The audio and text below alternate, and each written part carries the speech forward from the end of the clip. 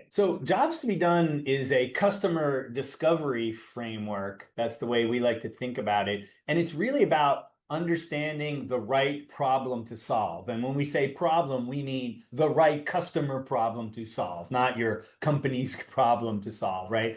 So Jobs to be Done can really pinpoint with some precision what's the unmet need, what's the problem you should be addressing. But it doesn't tell you what solution to create, that there's a leap or a gap there, that you have to use your imagination and you have to use tools and ways of thinking to convert your understanding of the problem to input into what the solution should be. And that's what we're going to talk about today in Jobs to be Done Untangled. My name is Jim Callback. I'm the author of the Jobs to be Done playbook and the co-founder of the Jobs to be Done Toolkit. Along with me, I'm Elaine Matthias, also the co-founder of the Jobs to be Done Toolkit, and I'm going to go over a couple of quick housekeeping items before we dive in with our special guest today. First, if you're interested in learning more about Jobs to be Done, particularly the approach that Jim and I have developed, take a look at our Foundations of Jobs to be Done video course. It's 4 hours, but it's not just videos. There are tons of resources, and we walk you through the entire process from beginning to end. We also offer a workshop just about every quarter, and our next one is coming up September 14th, 16th, and 18th. And again, that's a very hands-on, practical, applying the core process from beginning to end. It's 2 hours each day over 3 days, conveniently timed across different time zones, and we will show you how to move through using Jobs to be Done as part of your discovery process.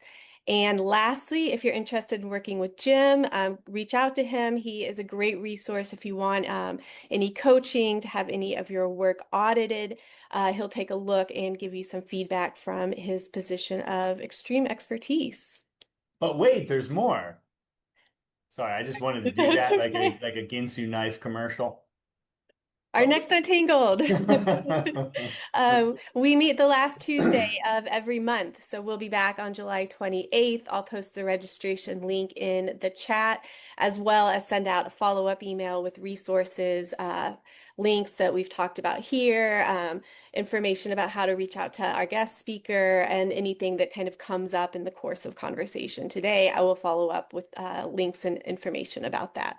Recordings, I have the recording, the transcript, oh etc. yeah, the recordings, and there's Medium posts and things out there too. That's a great Yeah. resource. That brings us to our guest today, Alex Cottrell, product leader and Jobs to be Done enthusiast. Welcome, Alex. Thanks, Jim. Thanks, Yeah. Elaine. And I see I misspelled your name. I didn't, do you have you always had two T's in your name, Alex? Is that true? Always had two T's, and Americans call it Cottrell. What do you say? Always. Cottrell. Cottrell. Yeah. Cottrell, there you go. I just gave you another T, but there. Next time we meet in London, I have to owe you a beer for that there for the No missing problem. T. And Alex has been a guest on Jobs to be Done Untangled about over a year ago, I think. Gave some really fine insight from his work at Zurich Insurance about how he activated Jobs to be Done there. And today you're going to be telling us about that gap. How do you go from understanding the problem? How do you get very specific about what solution to create, right, Alex? Yeah, absolutely.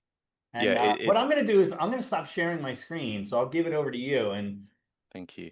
take it away, Alex. Yeah, hi everyone. Thank you for your time. This is something which I'm very passionate about. It's moving jobs to be done through into something which is executable and not just an artifact which goes stale and sits there, because I've heard that a few times, and that is a real shame, because I think jobs to be done is absolutely groundbreaking, and I've seen it change companies. So I'm going to take you through very quickly how basically what I've done every single time, and it's very simple, and it's in an Excel spreadsheet, but I'm just going to set the scene first. So one of the things that I put here is tracing customer struggles to product decisions. Product decisions is great. What I want to end with is have jobs to be done also perfectly frames to a decision your leadership can actually understand, which I think is so important. Yes, product teams, you can get alignment, you can understand exactly what to build, but there are techniques which complement that jobs to be done. It complements perfectly things like the Amazon PR FAQ, where you can actually get that kind of alignment and clarity. So that's what I'm going to end with. So yeah, my name's Alex Cottrell. I've been in product for over 20 years, business analyst, product manager. I co-founded the Zurich Zurich Insurance Innovation Foundry. Had really good opportunity to do that. Basically taking 0 to 1 ideas to build and on scale. I think it's something where jobs to be done is absolutely perfect. It's kind of bleeding edge stuff in that respect. And I've worked across multiple industries, insurance, energy, government, publishing. I think because jobs to be done doesn't work in one industry, it just works as far as I'm concerned. It's completely agnostic. It works on the human-centered problem, which is why it needs to be everywhere. So what I want to talk about today, the problems. So jobs to be done does its best work in the problem space, and then it can go silent when the roadmap begins. It can sit there as a very good artifact, a very good piece of discovery work. And I've seen this a lot, where then it takes a lot to actually move it into the solution space and create that kind of traceability. What you can get is a nice, beautiful central artifact. And then when you go into solution space, it's just a feature factory, and the roadmap is a bunch of features. It's not a bunch of outcomes, which should align directly to the opportunity map and the jobs work. So what I've seen a lot is, I mean, the thread doesn't snap. I don't think the thread's actually there to begin with, but the team falls in love with jobs to be done. I think it's flavor of the month. It's a bit like a design sprint. It can be from the problem space work. They run the interviews, they write the outcome statements. It's very formulaic, which is really good, because you can actually, get good qual quant type research into there where there wasn't any before. And once they reach the solution space, they don't know how to carry those outcomes across. Traceability breaks, outcomes are left behind, features are built in isolation.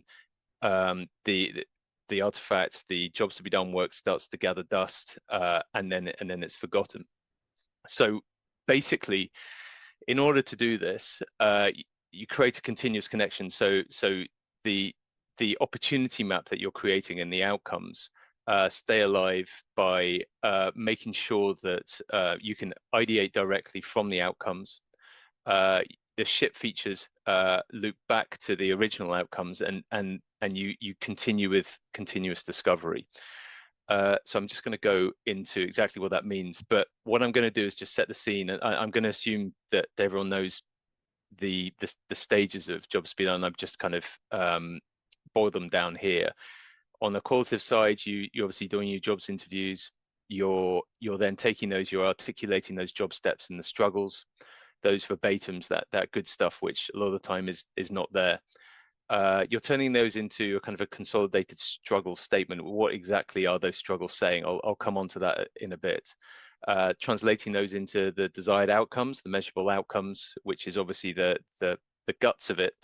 And then you're turning those outcomes into importance and satisfaction surveys, or which you can then take to customers and get surveyed. What that does is it creates the opportunity map. And just ignoring the stuff on the right at the moment, but I'll come on to this. The opportunity map for me is the foundation. It's laying the foundation for the building you're just about to build iteratively. And yes, I know the foundation, the analogy kind of drops slightly because the foundation continues to move based on the opportunities that come in. But it's always there. You always need to lay out all of your solutions on top of that foundation, and therefore you're starting to generate, an outcome-driven roadmap. You can also generate OKRs from that because you have your outcomes. I'm just going to go into the example I'm going to go into today, and I'm going to define, as you can see, these needs. You're probably picking out that it's about ride sharing, the kind of the Uber type platforms of the world, but let's say the job to be done here is travel from A to B using private transport. I've used context because there's multiple ways to go from A to B. And I always find that context grounds it so that you get the right kind of solution and the right kind of job performer, which is articulating the same kind of struggles in the same way. The job performer, let's say it was the young, affluent, tech-savvy urban professional, and the trigger was, let's say, need to get home after a night out. So you've got your job performer, the trigger, and then the job to be done. And what you have on the top here are obviously your needs in terms of how important and how satisfied.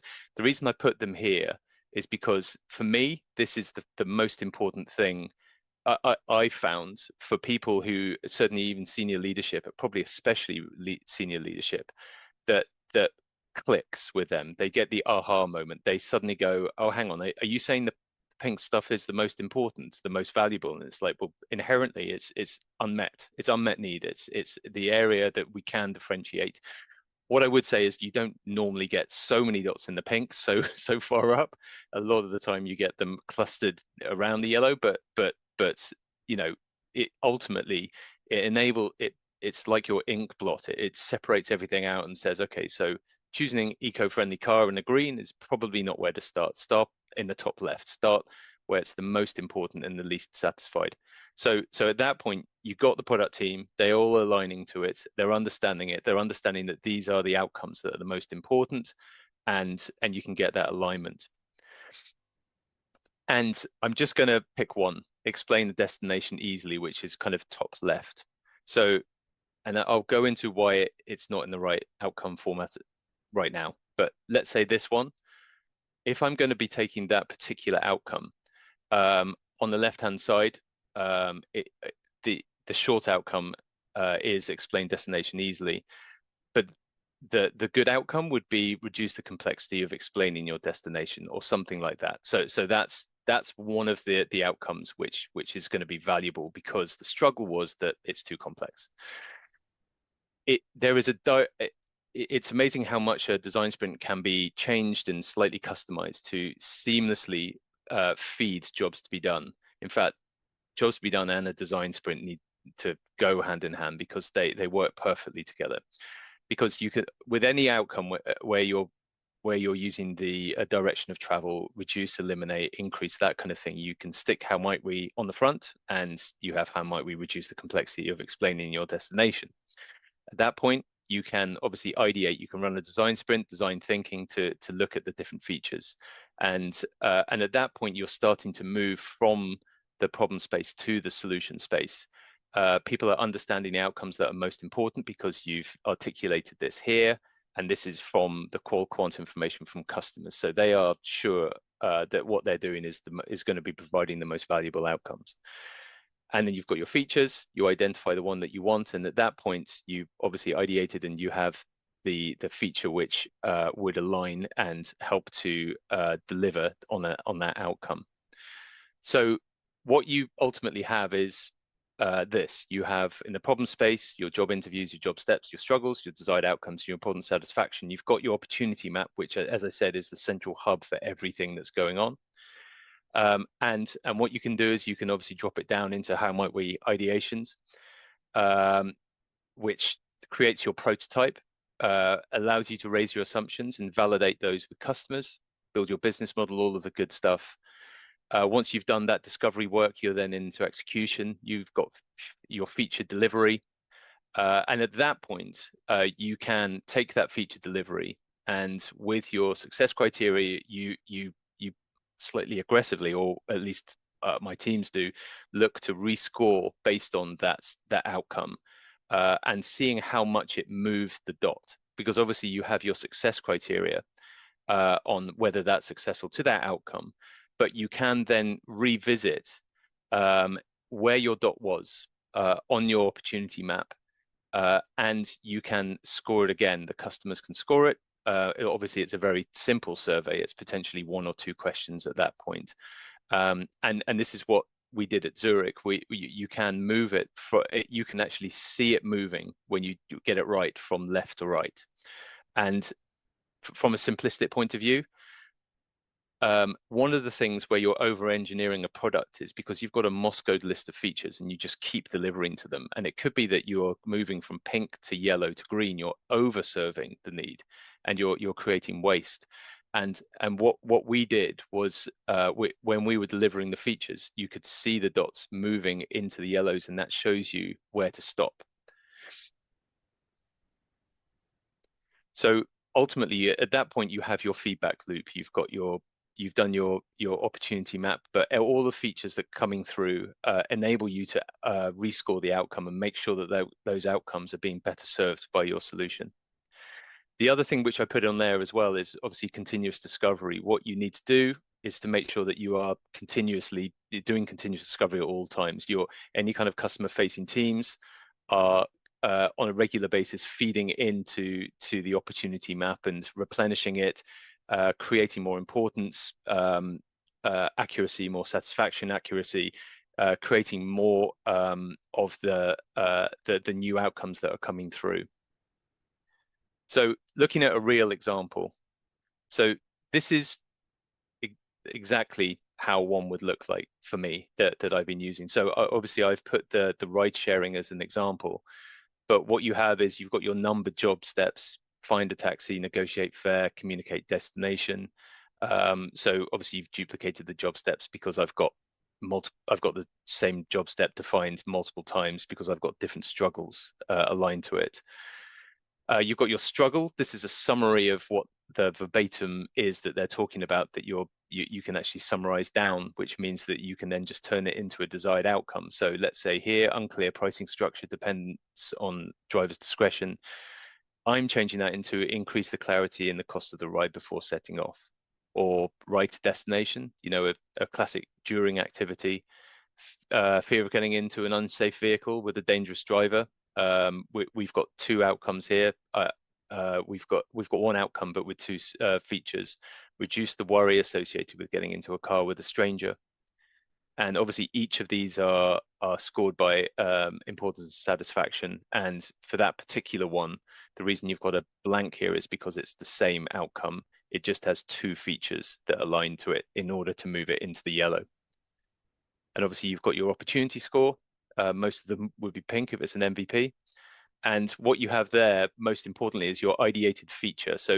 And you can keep track of all of these as you're going through. Obviously, if you haven't created the feature because the outcome isn't important at that time, all of these will be blank, but they'll be filled in. And so what you have is you've got your, let's go for one in particular. I'm going to say pay for ride because this is something that was very painful when I was a kid. So the job step was pay for a ride. The struggle is that there are limited payment options. It was only cash in my days. Desired outcome is increase the options available to pay for the journey. More ways to pay is the shortened outcome. And the feature, pretty classic, is multiple payment methods: pay by cash, credit card, digital wallets. But obviously a rideshare had created so many good solutions and such a seamless journey to the taxi customer journey from 30 years ago that there would be a lot of features in this. The reason I've created a shortened outcome here, you can see desired and shortened, is because the most important thing for aligning teams is the importance and satisfaction survey. And if you actually put if you expose the full outcomes, it's too many words, and people just get lost. And so when you actually have something as short as that and clean as this, then this is how you align people, and you can almost use this as your roadmap. It's a bunch of underserved outcomes, and if you're doing incremental improvements at all times, then what you're doing is you're looking at the most underserved at all times and trying to move those to the right. So finally, coming back to I'm just going to scroll through again. So what we have is job step to struggle, struggle to desired outcome. Obviously, the desired outcome has got a score. That's from the importance and satisfaction surveys I sent to the customers, and then ideated features. So the features that we ideated on, we decided on, we built, and at that point you can start to change the satisfaction based on on subsequent surveys that you send to customers that hopefully increase the satisfaction and move things to the right. And then finally, the how do you get team alignment and team and leadership alignment? Well, what we're looking at here is a bunch of statements. So, when a customer wants to negotiate a fare, they struggle because there's unclear pricing structures and it depends on driver's discretion. We now have a solution that provides upfront pricing based on distance and time before booking, which increases the clarity of the cost of the ride before setting off. So at that point, what you have is you've got a fully traceable set of statements and the ability to storytell very efficiently based on all of the work you've done with the customers in the problem space and the solution space. And so in order to do that, I think the best thing that you could possibly do is use an Amazon PR FAQ, a future press release with frequently asked questions. But that press release is a forcing function, which gets you to clearly articulate what the problem is and what the solution is and how it provides a better tomorrow. And so, as I said, you have a job step. So they want to ride to their destination. The struggle is the worry that the driver may take a long route. And so you can just fill this out, and obviously AI does a perfect job of turning your Excel spreadsheet into a press release.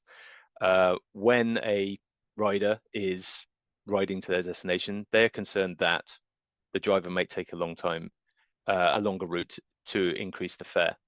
And then in the solution side, now when a rider is riding to the destination, and then you talk about the feature. GPS tracking monitors trip routes and compares its optimal suggestions, which reduces the likelihood that the driver takes a longer route.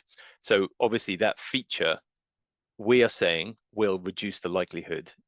Therefore, we can quantify how much it should reduce it, and we can start to get data driven in that respect. So ultimately, the PR FAQ would look like this. You'd have a strategy, who the customer is and the job, what the problem is, as I just showed, what the solution is, and then the validated assumptions, which is probably for a topic for another time. So that is my whistle-stop tour through traceability from jobs to be done to making it a living artifact through the solutions that we're providing. Fantastic. Lots of points of clarification and some questions from the group. But I had a quick follow-up question before we get to your all thoughts here too. Alex, do you have any examples or stories or evidence of this actually helping your team get aligned and move forward? And I know from talking to you that that spreadsheet that you showed, you utilize that in your own work. But what's the impact of that then?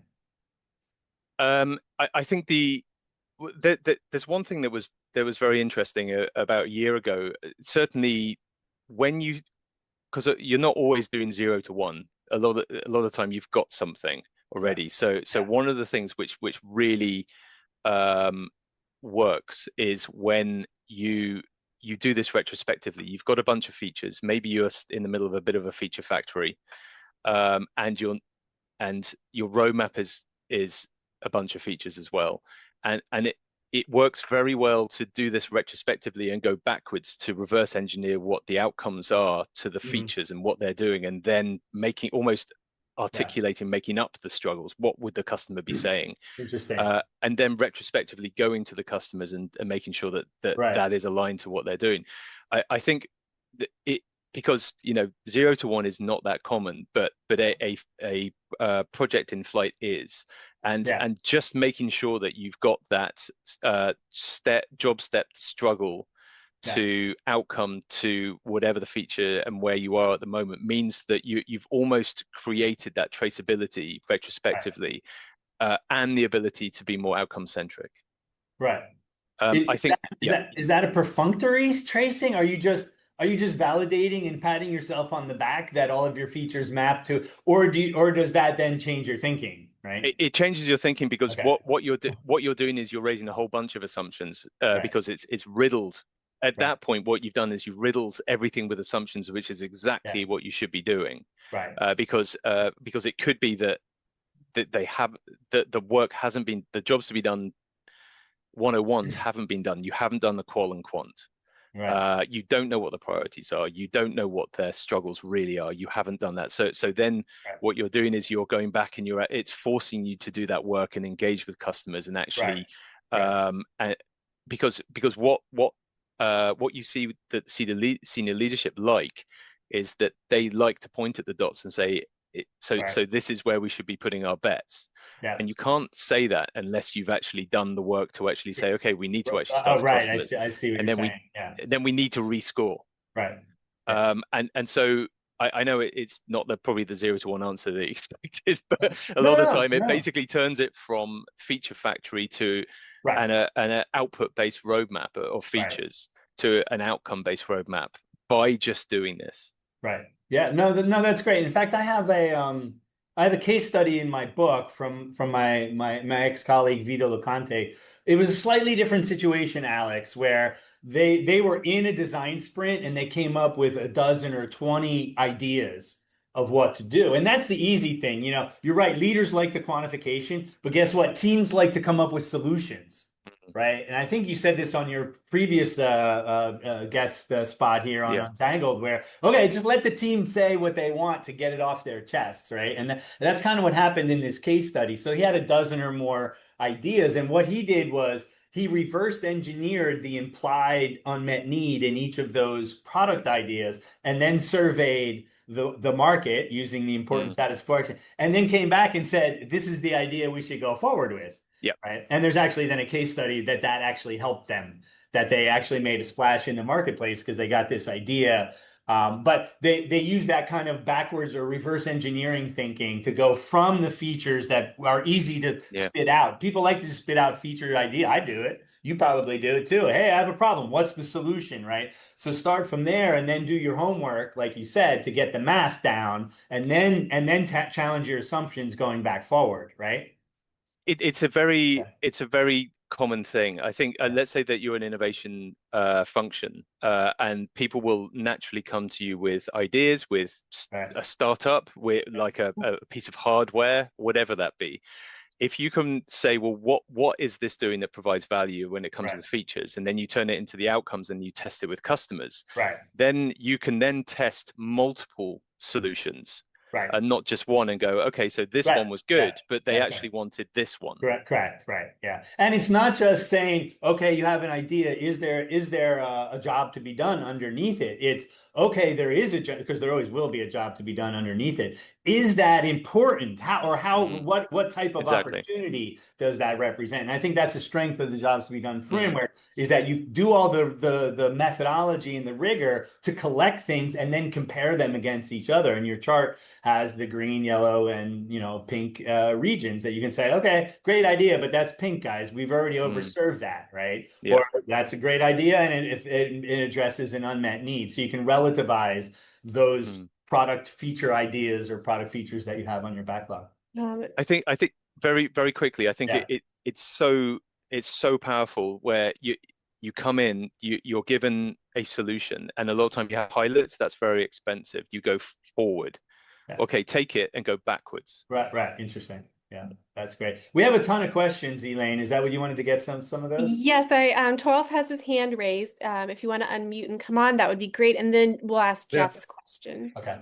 Thanks, Alex. This really resonated because I'm also looking from a perspective of a coach or someone creating performing organizations, the other product owner for the internal organization. And when we look at AI coming into the game now and we want fast feedback loops, I really saw this as we are creating an employee journey through the better communication that you just Mm, showed us. Nice. So mm, less friction, better journey for employees, especially for those who are not innovators by heart, If we bring everyone onto the same page, Right. then we can just leverage more potential. mm, And the article I shared earlier is about forward deployed engineers, which is a strange term, but it's out in the industry right now. And I'm doing some training now to understand the benefits and also the risks of agentic AI, and still having humans in the lead, not just in the loop. And what it turned out when I wrote this article together with my co-author, ChatGPT, it said we're not deploying products, we deploy learning, right? So that's the idea. And going back to the red area is, oh, we learn faster that we're overserving.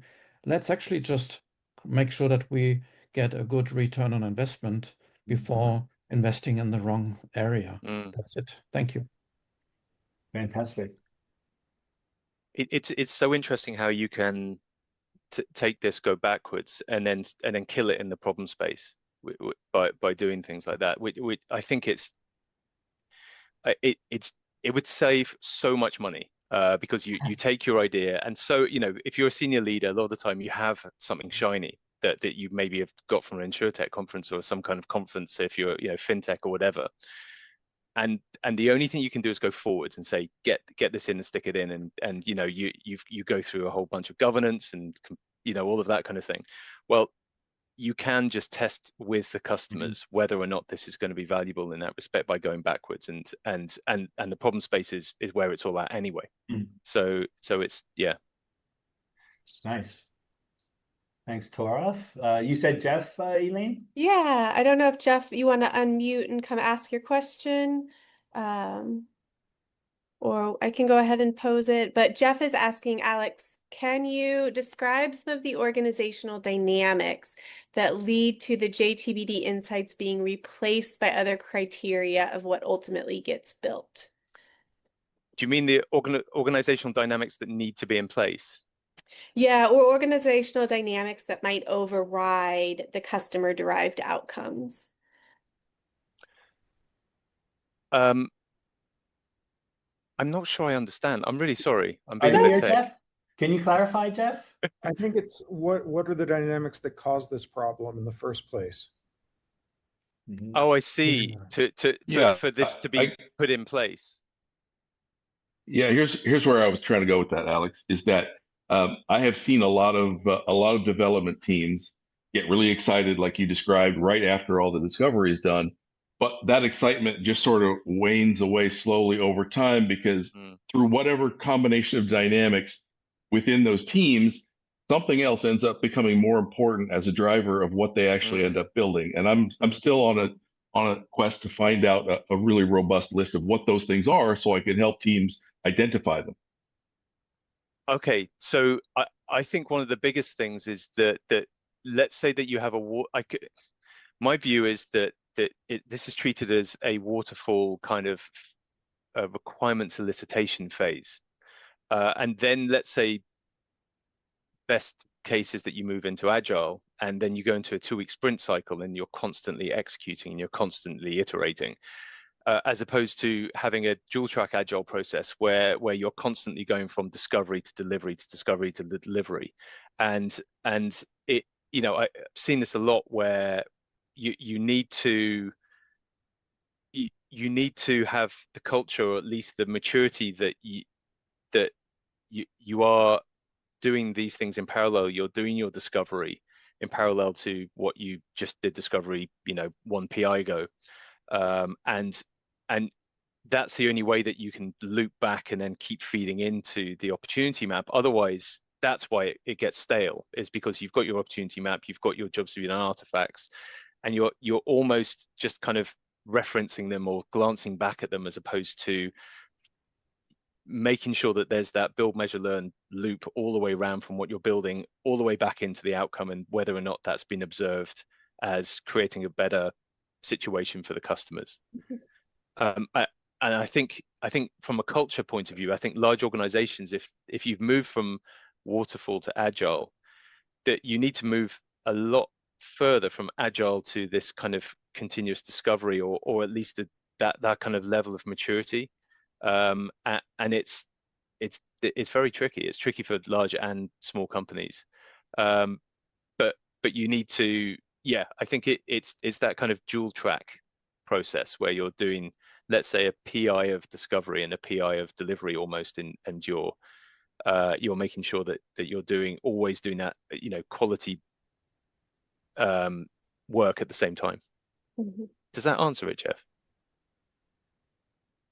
Yeah, yeah, it does. Absolutely. That's a great one. I think that when it can be, as you're suggesting, the more that it can be hardwired into the development team's ongoing work, the more it retains its Mm. freshness and relevance. Yes, definitely. Yeah, I think it's that ongoing work, and like Alex is saying too, coming back and measuring the ideation or testing the concepts and getting those measurements and having the team realize like you just can't be real creative now and spin off into tangents of things that aren't really Yeah. solving the problem that we identified where the big gap is. They start to realize, well, that's going to come back. We're going to be measuring that where we go, and they get into a different kind of focus.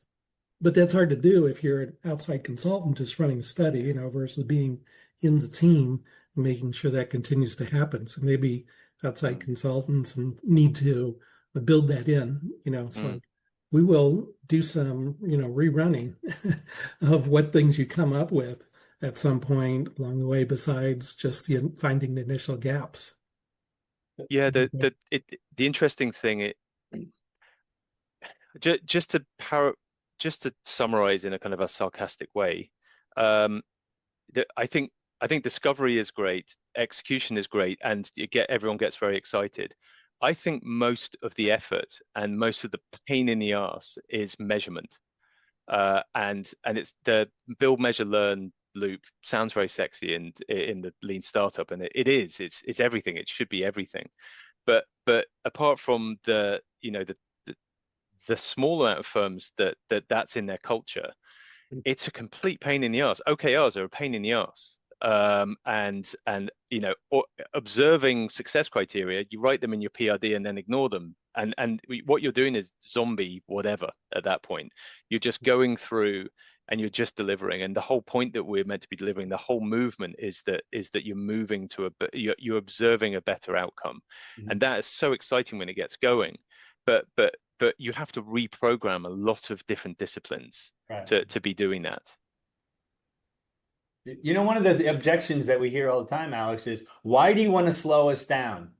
Yeah. But you're just slowing down development, Alex, Yeah. aren't you? How would you respond to that criticism? Yeah, perfect. Okay, so let's say that you got a speedboat, and I want to go to France. I'm in the UK, and it's foggy, and I'm just driving straight to Amsterdam, and it's like awesome. Let's go quicker in the wrong direction. Right. And Agile does a great job of going quicker in the wrong direction if you're not Yeah. measuring these things. And the only way you can measure it is to start with the outcomes. Yeah. And it's like, please just do nothing. I'd rather drift than be going the wrong way really quickly.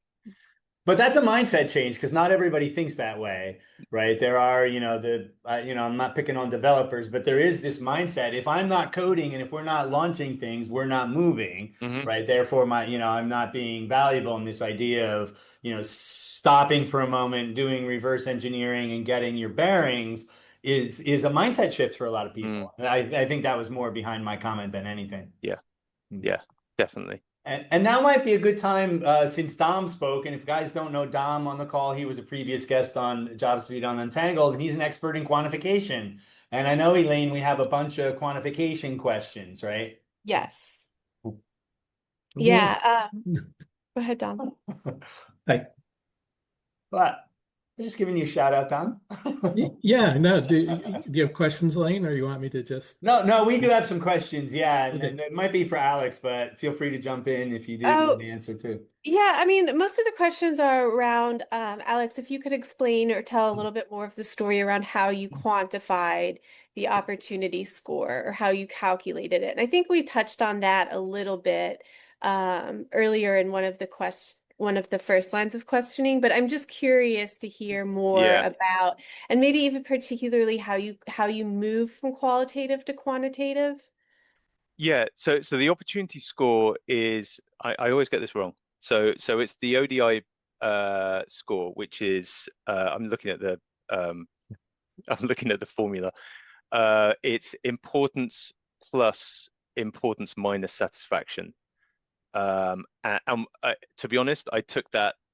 I didn't even go into whether there's a better way of doing it. I literally just put that in as the opportunity score. What I would say though is the importance, the unmet, the underserved, serve right, and the overserved. So those three chevrons, those are the things which I work on most. And I know that again, there's science behind that as well. But ultimately, I'm slightly cavalier around that. It's more these things are more important than these things, right.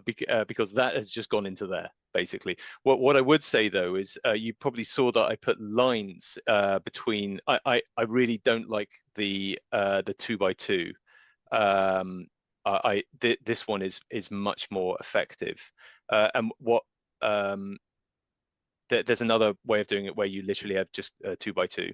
But what I found, and what my team found some years ago, was that all of these dots are just in the pink. So what do we work on? Because there might be lots of them. Well, let's draw a line from 9 to the top, 8 to the top, 7 to the top, because there's a relative importance and satisfaction always here. And so you can see there's none in the top. So I'm going to work, and we found that this was most effective. I'm going to work on the ones here, 1, 2, 3, 4, because their relative importance, their satisfaction is higher. And so that's why there are lines here. So you're actually just shaving from top down like this. What I would say about the moving from qual to quant, it is quite standard. What I tend to use is the ODI way, because I use and I find that's very good when it comes to you can evaluate much more ideas quicker by doing a good quality bit of qual analysis and then the quant with the importance satisfaction survey. But it literally is a case of taking the outcomes, making sure that you're writing incredibly good, very accurate importance and satisfaction questions that are very clear. How important is this need inherently, and how satisfied are you with your ability to do this? Tend to not use the increase or reduce words in that, because you don't really need to a lot of the time. But to go from qual to quant, a lot of the time I've used tools like user zoom, user testing to actually, certainly with B2C, to acquire the customers to interview. And that's that means the screener can be very good. And then you can use the same tools to actually do the importance and satisfaction surveys as well. What I would say is that it's very difficult to hit more than 30, maybe 40 questions, because obviously these are question pairs, which means that you're asking customers 80 questions, and getting a public audience to actually do that seriously without just clicking 6 so they get their £5 is very hard. It's much easier when it's B2B, because they are actually invested in the outcome. So if you've got very high paying 8, 10 high paying customers, you're still getting very good quality data, obviously, and they will pick through them and actually really consider what is a 10 and what's a 1. Because if you do that, then you're getting your problem solved quickest, if you're actually not just clicking 10 each time. So I don't I'm hoping that answers the question, but yeah, I think B2C, those kind of tools like user zoom, user testing, I think there's some really good AI ones that are coming out as well. B2B, a lot of the time it can be the same kind of customers that you have, but obviously trying to get to as many customers as possible is always the thing. But I would say that I wouldn't interview more than 8 to 10. But the AI tools seem to supplement that and enable more. And then when it comes to B2C, as long as you've got a good license, you can get to between 400 and 4,000 within a day, which is amazing. Alex, do you find that? Oh, I'm sorry, Jim. Yeah, I did something. Oh no, I was going to say Toralf has his hand up, but go ahead, Dom. You got the mic. Oh, sorry, I didn't know. Yeah, I was just going to ask if you've done segmentation, if you found that segmenting the audience, to find how things shift between different groups of who you're looking at. I find that can be a useful tool, depending, of course, on the market and scope what you're looking at. Yeah, interesting one.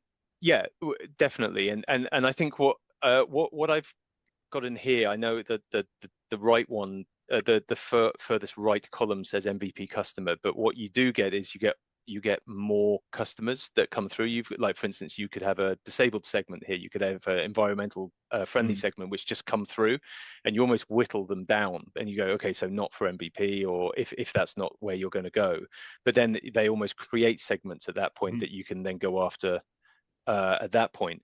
But what I would, from my experience, I certainly when it comes to honing down and pinning down exactly what the segment is, and it could be because of the nature of the customers I've been working with for the last, let's say, 8 or 9 years. We make it. We do a workshop, or we've done workshops before, to make sure we completely know the segment before we go in, and we just go after that. But I think different segmentation is good. It just means that you have to do potentially the process, double the process. Torf, was that your question too? I see in the chat or did you have another question when your hand was I up used earlier? the same approach, and I really liked that you visualized these lines, because I always talk about slicing stories, and why not slice market segments, right?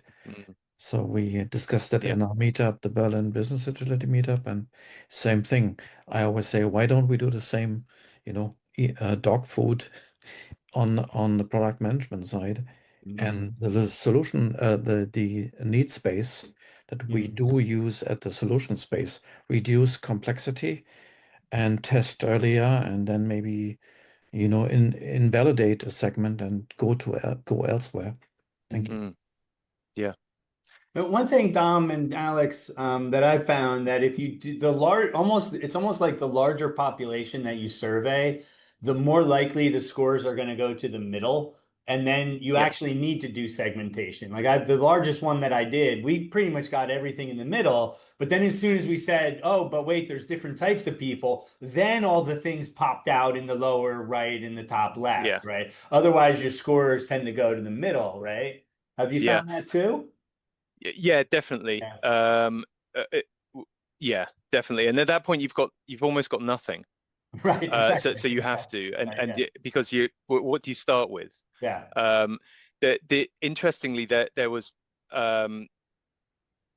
something I've really enjoyed working on a few years back. There were, it was 2 segments that had the same needs. That they were both, one was a kind of a government version of a kind of a private, and they had exactly the same needs. But the level, so talking about segmentation, the level of competence to actually serving those needs was very different from one to the other at that point. And it's really satisfying to see this. You can actually, overlaying these things with a different, one was much more mature at being able to handle the need. So I'm being cryptic because I just want to maintain confidentiality. But the needs were much more clustered in one area that you thought they would be than the other area. And at that point, you'll see and the other one was moving into the pink. And at that point, you're going, okay, so something like a large insurer, for instance, they've got, let's say, 4 different customers that can use the same product. It's very good to understanding who to build for first, because you can see that actually this is more in the pink because they can't, they're struggling with the same needs than these. So it's very good when it comes to having a roadmap with rolling out to multiple countries, because you're saying, okay, so that country is in real pain, or that customer segment's in real pain, and so you and at that point you're being very data driven. And if someone very senior goes, why them and not us? It's like, there's the data. So one practical thing, and Dom, I'll let you jump in too. One practical thing in the survey, I usually do it at the end. You want to ask some questions that you can segment against. Like, what country are you calling from? What's your role? What size company do you work in? What are the we call them circumstances in our model for teaching jobs to be done. You want to have some of those data so that you can segment by a couple of things. And I'll leave it there for Dom to comment. I see him nodding. Yeah, that's a good point. Yeah, totally. So you say like you have a bigger audience, especially in consumer, and you get that broad, Gen Pop audience, right? And then they average each other out. But like Alex saying, you get different target markets. You could prioritize them, and you can create a clearer persona, a needs-based Right. persona, A right? needs-based Jobs-based persona. But Right. who are we thinking about here? It's a little different than we were thinking about when we went into the study, right? Yeah. And I think like you're saying, that happens when you have very complex products too, or you're on, I did this on Office 15, I think it was, and 17, it's like this 17 version of something that's Microsoft 365, right? Complex set of all these different things we can go solve, and a huge team with all these different inputs, so we're prioritizing a lot of them. And actually what we did, we used partial profiling because we had such a long list. So yeah, like Alex, you're saying, you can't get one person to answer 100 jobs, but you can get more people that are like them, and you get a big enough audience, Yeah. and then you do the segmentation, and you have enough people in each segment Right. to tell you, all the answers for that type of a person. So that helps you build that. And the one other thing we do is principal components analysis, factor analysis, to figure out, what jobs are moving together. Like when people say that they have a big opportunity gap, high importance on something, then what other ones are they also saying are high importance? So those correlate, they move together, and they're jobs that you should solve together. So it helps you think about, maybe an MVP or a next step, like this is the group we solve next. And maybe it wasn't the highest opportunity score, but it couples with other ones that have high opportunity scores. So Interesting. you should make sure you solve them together. Yeah. That's interesting. All right, Elaine, were there any other themes or from the questions? And I see the chat is going here too. I'm not actually keeping up as I should be. No, we're still talking a little bit about the reverse engineering topic, and kind of how you get to like sort of incorporating other solution stack dynamics, using the language Torolf posted. And then we're also talking just a little bit about how to formulate outcome statements and where that actual language comes from. Or, Alex, you talked about jobs interviews and, the qualitative interviewing process. And then as Jim and I teach in our applying the core process workshop, I'll just plug it there. There's, kind of a step in between where you extract, group, categorize that information, and then go through formulation. And we teach to the ODI approach with minimize, maximize, but I was commenting that you choose not to use that in your own work, and that's completely fair. Torolf points out that there is some criticism that the minimize approach is too vague. Do you want to maybe talk a little bit about why you've developed your approach? I didn't develop my own. I like the minimize, but Tom Gilb came to our meetup and said, give me a bandwidth from this to that to make it measurable. Am I in a certain corridor window? So just minimize is too vague. That's the message. He's the guru of measurement and invented Agile before there was the manifesto. But I'm totally fine with, approaching zero, like in school when you do integrals. Yeah. Yeah. Alex, what are your thoughts there? Yeah. Oh, Jim, we've talked about this recently, haven't we?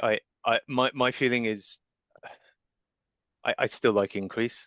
I feel that I use reduce, increase and reduce, but basically because it feels less, it feels a little bit more cuddly. Reduce, but ultimately increase. Let's say increase the ability for the driver to communicate in the rider's language, or increase the awareness of the likely time of arrival. I feel that you don't need to take it to zero every time, and I feel the creative process actually is slightly better with having been able to use the word increase as well as reduce. The other one which I really like, if you want to get there, is eliminate as well, because it is obviously the to zero, and it forces you to think of completely different solutions. But to eliminate, you can't just put eliminate in everything. That's just crazy. Right. But my feeling is that I'm going to continue to use increase and reduce based on my what I think is best based on what I'm reading. But I think one of the most important things when it comes to just really quickly on AI and doing all of the shortcuts, I think this is for product teams and product teams to align around the customer. I think AI does a very good job of a lot of things, but the whole point when you have your research is that you should do the brain work to actually do the translation yourself. You should be going, well, what are they saying here? Okay, they're struggling with this. Okay, so what would the outcome be? It would be this, it would be that. Well, why would it be that? You have that conversation at that point. You should never bypass the human being and the product and design team member or whoever it be, because at that point, if I've done that work, I walk out of the building having it's imprinted in my brain. I know the customer struggles, whereas you could just dump it into AI and do it 5 seconds, and you're not a walking embodiment of the customer problem, which is the whole point of what you should be. Yeah. Well, I mean, a rule of thumb I have with using AI in general is approach it with a point of view already. Right. Yeah. And when we talk about jobs to be done, can jobs to be done just generate outcome statements? Yeah. Can it pull them out of transcript? It can do it very easily. But my question is, how do you then know, as the human in that equation, how do you know whether that's good or not if you've never done the interviews or the research to do that? So you have to build a minimum, a little bit of sensibility and a point of view, so that when you see that AI generated list of whatever it is, you're like, oh no, that's bullshit, that's not. Yeah. Otherwise, you have no judgment. You have no way to judge whether the AI is wrong or not. Yeah. So thanks for keeping the human in the loop there, Alex. That's a big point that we try to make. Of course, AI does accelerate things, but if you don't have that experience and that sensibility yourself, you're going to be flying blind and hallucinating along with the AI hallucinations, right? Yeah. Anyway, just a public announcement for folks. Keep the human in the loop and do a little, at least a little bit of the work yourself. Do the interviews yourself. You're going to learn things that you're not going to learn from AI, right? Because for me, part of it is the journey is part of the destination, right? Everybody wants an answer. Everybody wants a diet pill, but it's like, no, it's actually a lifestyle change. And that goes back to the mindset shift that we're talking about. If you don't do any of the motions that you just described, you're not going to get that mindset change. You're not going to be a different type of team or organization or deciding body, right? So you need to do a little bit of it. And I think the journey is part of the destination. It's not just about what's the answer. I think it's human-centered design and the inherent need to actually solve the customer problem. And as soon as you do those interviews, a lot of things can be quite emotive, and it's like, wow, I really want to solve this problem for you. And you've done those interviews, and it's like, okay, here are the priorities. I kind of, from the Switch point of view, I knew the priorities because I've actually done the legwork when it comes to understanding their needs, if you know what I mean. But you become valuable as a product person if you have done all of that work to imprint the customer's problems, in your mind, and you continue to, and you get hungry for it. And when you move that dot along, it's like, yes, I've actually done this. I've solved their problem. Yeah. And if a computer can do the whole thing, great, but you don't get that kind of, that's what's so great about this. Fantastic. And I think we're coming up to the end of time here, Elaine. So we are at time, but I'll send out a follow-up email with the recording, the chat transcript, all kinds of stuff from today. If you have any more questions, please follow up with Alex on LinkedIn. The follow-up resources email will also have his LinkedIn profile. And thank you so much, everyone, for attending and the great questions today. Yeah, thanks everyone. Thanks, Alex, again, a two-time guest here on Jobs to be Done Untangled. Really love the real world connecting those things, because that's a huge gap that we see. So it was really insightful and valuable information, Alex. And thanks everyone for your questions and the great discussion. Oh, I see balloons and hearts and all kinds of things. So I know it's so active. Alex, thank you so much. Thanks everyone. Thanks for the opportunity. See you next month, everybody. Bye-bye. Thank you.